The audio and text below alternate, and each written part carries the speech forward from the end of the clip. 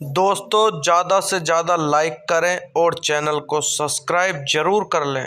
नमस्कार दोस्तों आज मैं दो बहू और एक सास की कहानी लेकर के आया हूँ। वीडियो को पूरा अंत तक देखिएगा। इसलिए घर में सत्यनारायण भगवान की कथा रखवाई है। तुम दोनों भी आ जाना। हाँ बड़ी भाभी, हम समय पर पहुंच जाएंगे। ठीक है, अब मैं चलती हूँ। उर्मिला की जेठानी अच्छे पैसे वाली थी।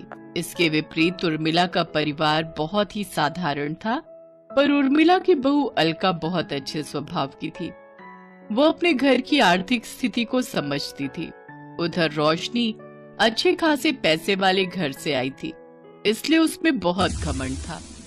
जब उसे पता चला कि सत्यनारायण भगवान की कथा में उर्मिला और अलका भी आ रही हैं, तो वो अपनी सास पर गुस्सा करने लगी। मम्मी जी, आपको पता है ना हमारी शादी के टाइम पर कितने साधारण लोग लग रहे थे। वो उनके कपड़े देखे थे, कैसे थे। सचमुच बहुत इंसल्ट फील हो रही थी। आप उनको मत बुलाते। पता नहीं आपने उनको कथा में क्यों बुला लिया। मुझे तो उनको देखकर ही ऐसा लगता है कि वो लोग ना ठीक नहीं है। बहू है तो रिश्तेदार ही, ना बुलाओ तो अच्छा नहीं लगता। आखिर तुम्हारे ससुर के छोटे भाई का घर ही तो है। आने दो, कोई नहीं। दोनों सास बहू प्रसाद का पत्ता लेकर घर चली जाएगी। थोड़ी देर की तो बात है। तुम अपने ससुर जी को जानती हो, फिर अगर नहीं बुलाए तो बोलेंगे कि उनके भाई के परिवार को नहीं बुलाया। बहुत कुछ सोचना समझना पड़ता है। ठीक है, अब गुस्सा थूक दो। अच्छा, तुम बता रही थी तुम्हारी मम्मी ने कोई चप्पल भेजी है, तुम मुझे दिखाने वाली थी। हाँ, वो मम्मी ने शादी के टाइम पर ऑर्डर किया था, पर वो बना नहीं पाए थे, इसलिए जो ज्वेलर भैया है उन्होंने कल ही मम्मी को चप्पल भेजी है। मैं दिखाती हूँ, असली हीरे की चप्पल है। हीरे की चप्पल बहू? इतनी महंगी चप्पल ध्यान से पहनना। हाँ मम्मी जी, आप चिंता मत करो, मैं कोई छोटी बच्ची थोड़ी हूँ जो खो दूंगी। उधर उर्मिला और अलका पूजा में जाने के लिए सोच तो रही थी, पर साथ ही साथ वो रोशनी के व्यवहार को जानती थी। माँ जी, पता नहीं पूजा में जाने का मन तो है, पर साथ ही मन घबरा भी रहा है। मैं जानती हूँ बहू, ये सब रोशनी की वजह से तुम्हारे मन में आ रहा है। मुझे पता है रोशनी का स्वभाव कैसा है, और जेठानी जी भी तो बात बात पर पैसों के बारे में सुनाती रहती हैं। पर क्या करें, अब बुलाया है तो जाना ही पड़ेगा। अगले दिन रोशनी कथा के लिए जब तैयार हुई तो उसने वही चप्पल पहनी। रोशनी बार बार सबको अपनी चप्पल दिखा रही थी। हीरे की चप्पल है, मम्मी ने स्पेशल ज्वेलर से बनवाई है। हीरे की चप्पल? क्या बात है, बहुत सुंदर लग रही है, पर ध्यान से पहनना। किसी ने तुम्हारी चप्पल चुरा ली तो तुम्हारा नुकसान हो जाएगा। अरे आंटी जी, मेरे अपने घर से कौन चुराएगा। बस थोड़ी देर पूजा में बैठने के लिए तो उतारूंगी, उसके बाद जब खाना वाना खाएंगे तब मैं दोबारा पहन लूंगी। कोई टेंशन की बात ही नहीं है। पूजा के टाइम रोशनी चप्पल उतार कर बैठ गई। उसकी चप्पल बहुत चमक रही थी, क्योंकि उस पर इतने महंगे हीरे जो लगे थे। तभी रोशनी के मायके वाले भी आ गए। दीदी, आपने नई चप्पल पहन भी ली? आप तो बस कुछ नया आ जाए पहन ही लेती हो। अरे मेरी प्यारी बहन, अब मम्मी ने इतने प्यार से भिजवाई थी तो मुझे पहननी थी ना। वैसे भी मेरी शादी के बाद ये पहला फंक्शन है। माँ जी ने कथा रखवाई है, तो इससे अच्छा मौका और कोई नहीं हो सकता था लोगों को दिखाने का कि मैंने हीरे की चप्पल ली है। अच्छा दीदी, मैं अभी थोड़ी देर में ना चली जाऊंगी। मुझे ना कॉलेज निकलना है, वो मुझे अपने कुछ प्रोजेक्ट सबमिट करने हैं। बाकी मम्मी पापा तो यही है अभी। क्या प्रिया, तुझे भी निकलना होता है? ठीक है, चल आजा, थोड़ी देर पूजा में बैठ जा, फिर चली जाना। अच्छा, तो तुम्हारी मम्मी ने चप्पल दी है बहू? बहुत सुंदर चप्पल है। इसे कमरे में बेड के पास उतार कर आ जाओ, यहाँ भीड़ में पता नहीं चलता। हाँ रोशनी, बहुत महंगी चप्पल है, इसे कमरे में ही उतार दो। अरे चाची जी, हमारे यहाँ सब अमीर और बड़े घर के लोग आए हैं, यहाँ ऐसे कोई कुछ नहीं लेता। सब लोग पूजा में बैठ गए। पूजा के बाद सब अपनी अपनी चप्पल पहनने लगे। अचानक रोशनी चिल्ला पड़ी, मम्मी जी, मेरी चप्पल गायब है। मेरी हीरे की चप्पल कहाँ गई? मैं थोड़ी देर पहले कमरे में रखाई थी। कमरे में से कौन ले गया? सारे मेहमान तो बाहर हैं। मैंने आपको पहले ही कहा था मम्मी जी, अपनी हैसियत के लोगों को बुलाओ। आपने उर्मिला चाची और अलका भाभी को बुला लिया। मुझे तो इन्हीं पर शक है। मैंने देखा था ये बार बार मेरी चप्पल को घूर कर देख रही थी और यही दोनों मुझे बार बार चप्पल को अंदर उतारने के लिए कह रही थी। मुझे पूरा शक है कि चप्पल इन सास बहू ने ही चुराई है। रोशनी बहू, एक बार चप्पल दोबारा चेक कर लो बेटा। ये हमारे रिश्तेदार हैं, ये दोनों भला ऐसा क्यों करेंगी? रोशनी, हमने तुम्हारी कोई चप्पल नहीं चुराई। तुम ऐसे बिना किसी प्रूफ के हमारे ऊपर कैसे इल्जाम लगा सकती हो? हम दोनों तुम्हारे सामने हैं, हम कहीं गए भी नहीं। अच्छा, कोई भरोसा नहीं है। तुम चुपचाप चप्पल घर पर रखाई हो। मैंने तुम्हें दरवाजे से बाहर जाते देखा था। रोशनी, वो मैं घर की चाबी अपने साथ ले आई थी। राजीव घर जल्दी आ गए थे इसलिए उनको चाबी दे रही थी। लो, अब तो पूरी बात साफ हो गई। चप्पल इन्हीं के घर में है। ये चाबी के बहाने चप्पल राजीव भैया को पकड़ा कर आ गई। ये पूरा खानदान मिला हुआ है। मम्मी जी, मैं तो पुलिस को फोन कर रही हूँ। रोशनी बहू, ऐसे हमारे खानदान की बदनामी होगी। तुम क्यों हमारे ऊपर इल्जाम लगा रही हो? हमने कोई चप्पल नहीं चुराई, हमारा यकीन करो। बताओ तो, घर में ही चोर बैठे, बहू की चप्पल ही चुरा ली। अरे सुनीता बहन जी, ये बड़े भाई ही पैसे वाले हैं और ये छोटे वाले तो कुछ भी नहीं है। अपनी नियत बदलते कोई देर थोड़ी लगती है। हीरे की चप्पल देखकर किसका मन नहीं ललचा जाएगा? अब आप और हम सब के अलावा सिर्फ यही तो थे घर में, बाकी कोई और आया ही नहीं जिसकी हिम्मत कमरे तक जाने की हो। सही कह रही हो, कमरे में तो अपने घर का ही जा सकता है। ये सास बहू ही चप्पल चोर हैं। रोशनी ने पुलिस को फोन कर दिया। मम्मी पापा, हो सकता है रोशनी सही कह रही हो। इतनी महंगी चप्पल देखकर किसी का भी मन बदल सकता है। एक बार तलाशी लेने में क्या जाता है? पता नहीं, अब यही दिन देखने रह गए थे। बहू की चप्पल घर से चोरी हो गई है। इल्जाम भी अपने घर वालों पर लगा है। आजकल के बच्चों को क्या ही बोलो। इतनी देर में अलका के ससुर और पति आ जाते हैं। राजीव, उस टाइम मैंने आपको चाबी दी थी ना, मैंने आपको कोई चप्पल नहीं दी थी। देखो ना, रोशनी हमारे ऊपर चप्पल चोरी करने का इल्जाम लगा रही है। इसने पुलिस को भी बुला लिया है। मनीष तो कुछ बोलता क्यों नहीं है? रोशनी कुछ भी बोले जा रही है। देख राजीव, रोशनी की बहुत महंगी चप्पल चोरी हुई है। अगर तुम लोगों ने चोरी नहीं की तो तुम लोग तलाशी देने से क्यों डर रहे हो? अब जो जवाब देना है पुलिस को देना।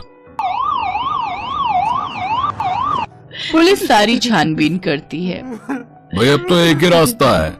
यहाँ सड़क पर लगे कैमरे में देखना होगा कि आखिर असली चोर कौन है। हे भगवान, आपकी पूजा में आकर हमारे ऊपर चोरी का इल्जाम लग रहा है। असली चोर कौन है? मैं आपसे विनती करती हूँ, उसे सामने ले आओ, नहीं तो हमारी बहुत इज्जत खराब हो जाएगी। भगवान जी, हमारी मदद करो। चिंता मत करो बहू, हम भगवान विष्णु के कथा पूजन में आए हैं।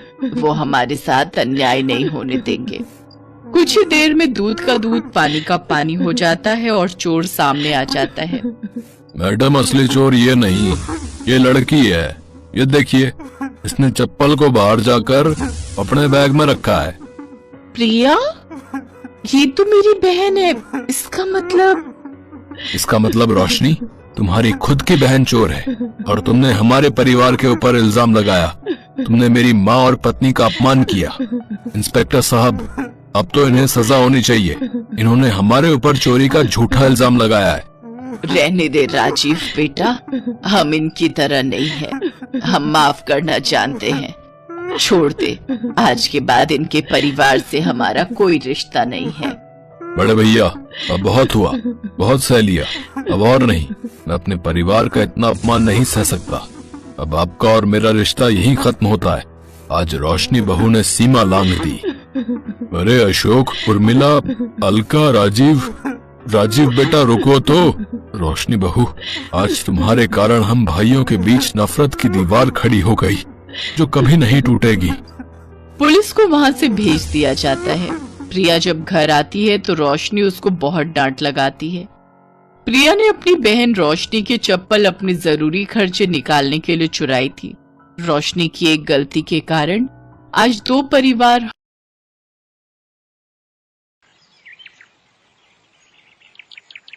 आशा देवी की बड़ी बहू शर्मिला स्वभाव की बहुत सीधी सादी थी, जबकि छोटी बहू रजनी उतनी ही चुस्त और चालाक थी, या यूं कहो कि एक नंबर की 420 थी रजनी। किसी को बेवकूफ बनाकर अपना फायदा ढूंढना ही उसकी आदत थी। माँ जी, ये गुलाबी रंग की साड़ी मैं ले लूं? मेरे पास गुलाबी रंग की एक भी साड़ी नहीं है। पर ये साड़ी तो शर्मिला बहू ने। अरे कोई बात नहीं माँ जी, अगर ये साड़ी रजनी को पसंद है तो रजनी ये रख ले, मैं ये नीली रख लूंगी। ठीक है, फिर कल शाम को तुम दोनों जल्दी से तैयार हो जाना, कहीं हमें बरखा की शादी में पहुंचने में देर ना हो जाए।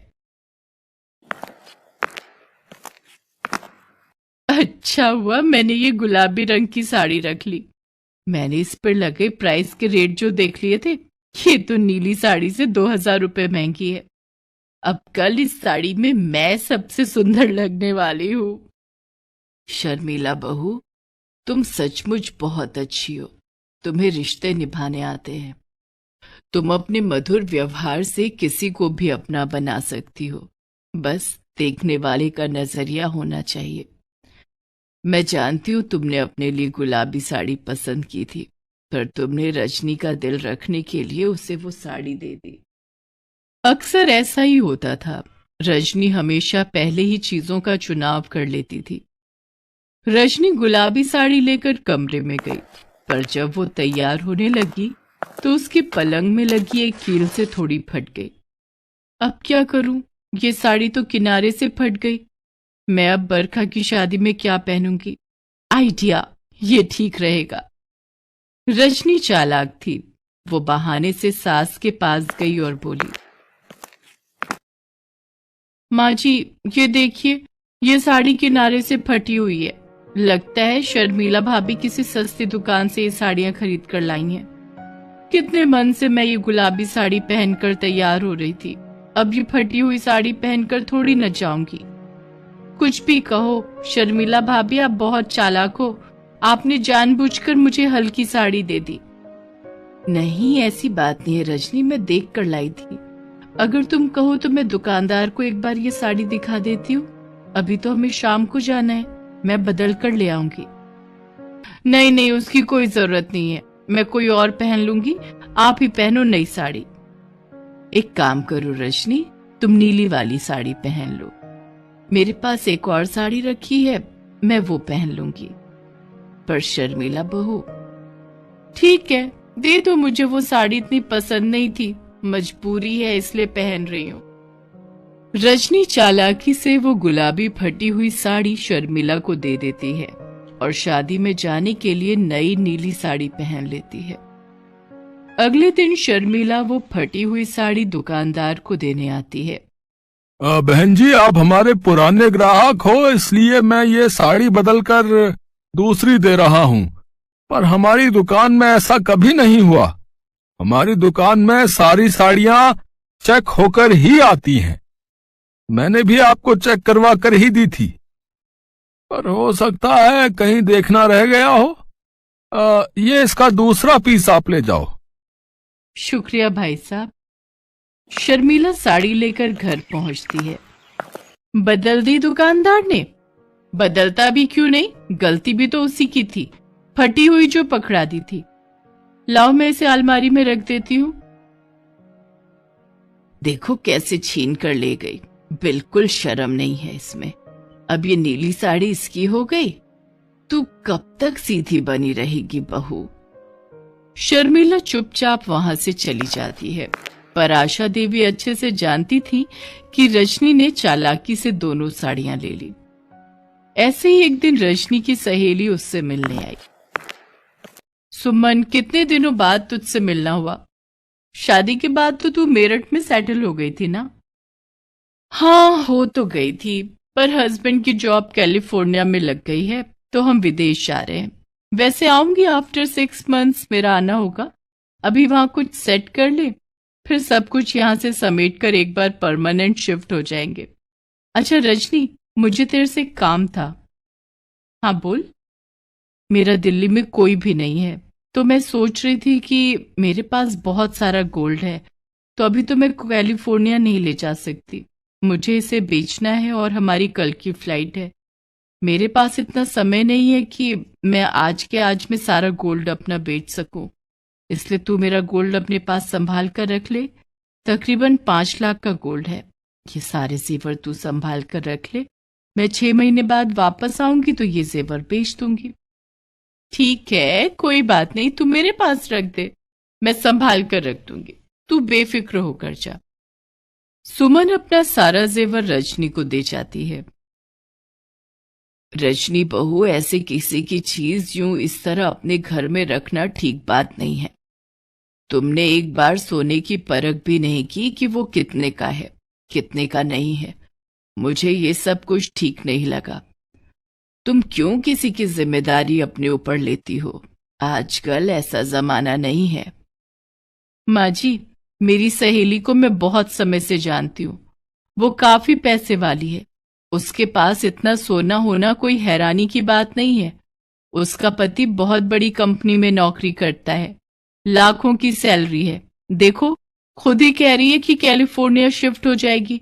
अब वो पागल थोड़ी है जो मेरे पास अपना सोना रखवाने के लिए आएगी। रजनी अपनी सास की बातों को अनसुना कर देती है। एक दिन, अरे रजनी बहू, तैयार हुई या नहीं? शर्मिला बहू और मैं कब के तैयार हो गए।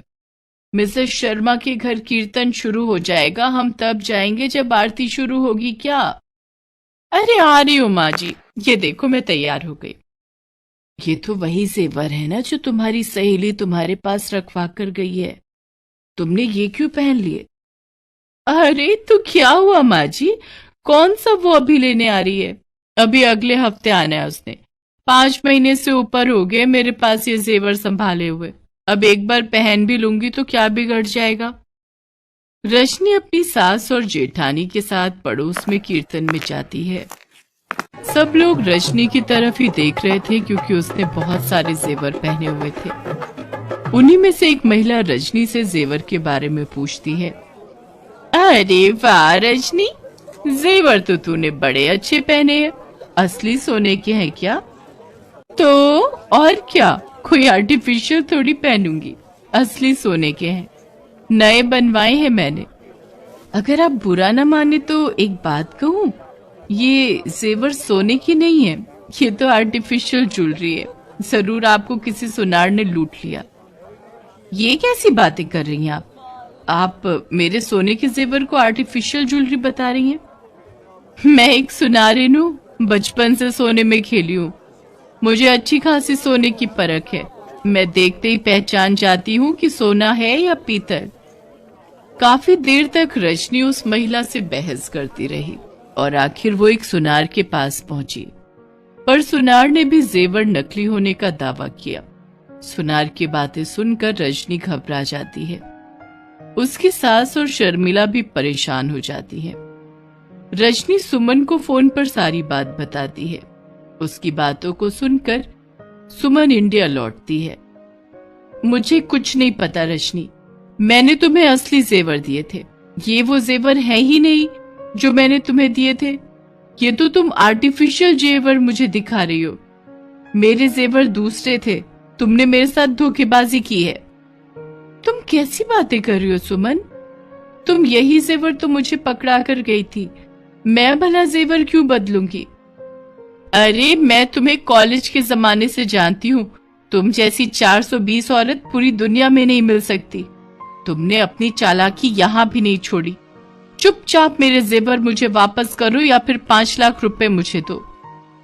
मैं तो पहले ही कह रही थी ऐसे किसी पर विश्वास मत कर, पर ये मानती कहाँ है। अब अपने दोनों बेटों को बुलाऊं दुकान से, वही इसका हल निकालेंगे, वरना पुलिस हमारे घर में आते देर नहीं लगेगी। तभी काफी देर से चुप खड़ी शर्मिला कमरे में से अपना मोबाइल फोन लेकर आती है। सुमन, बहुत हो गया तुम्हारा नाटक। तुमने मेरी देवरानी की बहुत बेइज्जती कर ली। मेरी देवरानी लाखों में एक है। और तुम्हारी मक्कारी का सबूत मेरे पास मेरे मोबाइल में कैद है।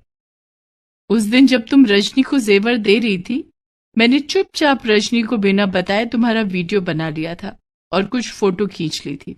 ये देखो, तुम यही जेवर रजनी को दे रही थी।